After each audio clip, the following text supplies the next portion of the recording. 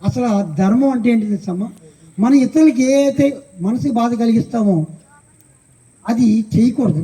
కానీ మనకి ఎవరైనా తప్పు చేశారనుకోండి, కొట్టారనుకోండి, నొప్పి తగులుతుందా? మనం కొడితే వాళ్ళకి నొప్పి తగులుతుంది కదా, అందువల్ల కొట్టకూడదు. అది జ్ఞాపకం ఉంచుకుంటే మహాభారతంలో అదే చెప్తుంది. ఒరులు ఏవి అనరించిన నరవర అప్రియంబు తన మనంబు కగుతానవి ఒరులకు చేయకుండాటే పరమ ధర్మ పదములకెళ్ళను. అంటే సంస్కృతం పెట్టేస్తున్నాడు ఏంటని తెలుగు పండితుడు కాదు.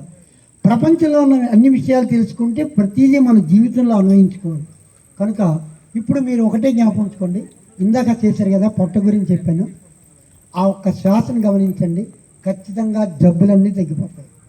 ఏ జబ్బుకైనా సరే మీరు చెప్పిన దానికి నేను వెంటనే బొమ్మలు వేసి యోగాసనాలు ఏంటి, మూలికల వైద్యం ఏంటి, ఆక్యుపెన్సర్ ఏంటి, హోమియోపతి మంది ఏదైనా సరే రాసిస్తాను. మీరు అది వాడండి, నమ్మకం ఉంచుకోండి. నా మీద మీ మీద నమ్మకం ఉంచుకోండి.